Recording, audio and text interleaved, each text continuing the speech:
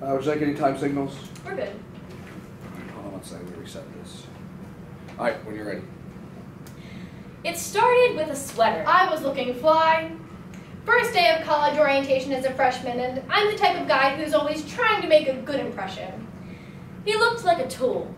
And it's the first week of school, so I've got people to meet and things to try. I don't have time to waste on this guy loitering backstage at a talent show. It started with a freshman talent show, a chance to showcase what I know about spoken word and poetry and try to get some people to notice me. It started with a technical difficulty. Some sort of delay. Somebody's iPod wouldn't play. So I'm stuck backstage when I notice this girl.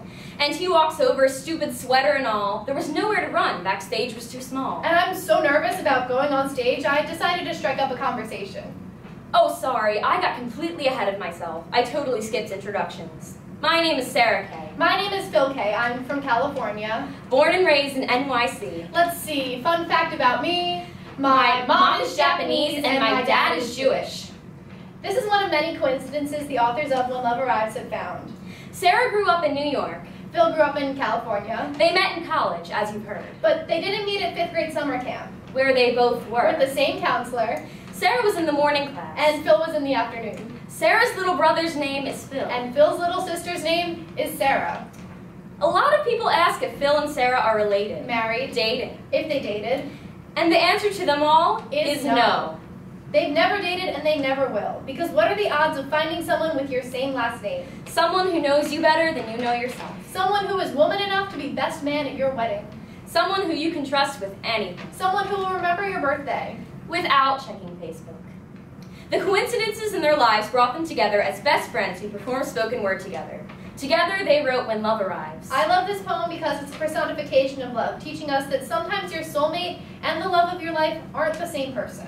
That sometimes you don't realize you were in love until you've already fallen out of it. That love is love, regardless of age, time, or amount of commitment. That nothing is set in stone. That the man you need when you're 16 may not be the man you need when you're 60. And love arrives exactly when love is supposed to.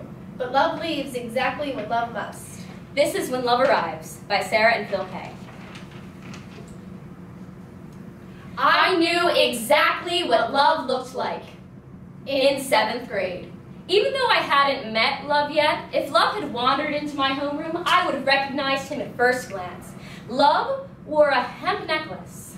I would have recognized her at first glance. Love wore a tight French braid. Love played acoustic guitar and knew all my favorite Beatles songs. Love wasn't afraid to ride the bus with me. And I knew I just must be searching the wrong classroom. Just must be checking the wrong hallways. She was there. I was sure of it.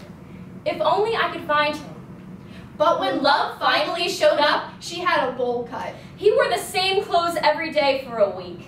Love hated the bus. Love didn't know anything about the Beatles. Instead, every time I tried to kiss Love, our teeth got in the way. Love became the reason I lied to my parents. I'm going to Ben's house.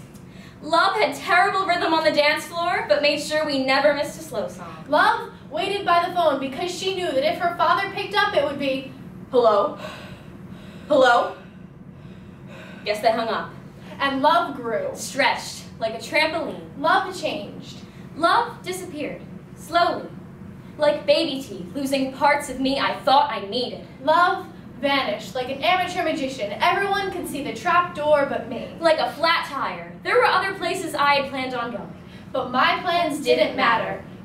Love stayed away for years, and when love finally reappeared, I barely recognized him. Love smelled different now, had darker eyes. A broader back, love came with freckles I didn't recognize. New birthmarks, a softer voice. Now there were new sleeping habits. New favorite books.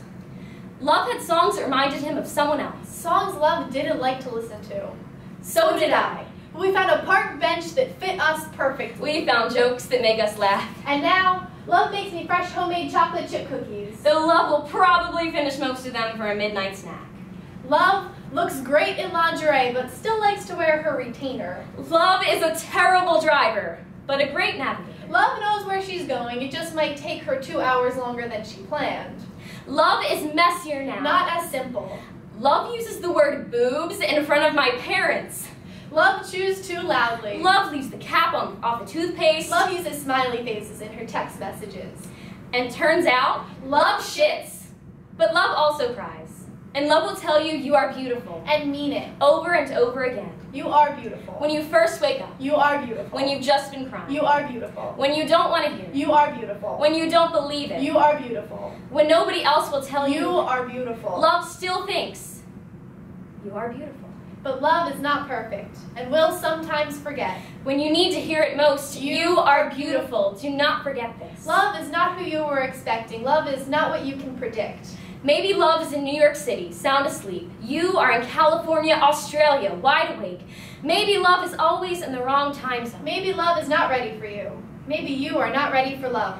Maybe love just isn't the marrying type. Maybe the next time you see love is 20 years after the divorce. Love looks older now, but just as beautiful as you remember. Maybe love is only there for a month. Maybe love is there for every firework, every birthday party, every hospital visit. Maybe love stays. Maybe love can't. Maybe love shouldn't. Love arrives exactly when love is supposed to. Love leaves exactly when love must. When love arrives, say, welcome. Make yourself comfortable. If love leaves, ask her to leave the door open behind her. Turn down the music. Listen to the silence. Whisper, Thank you for stopping by.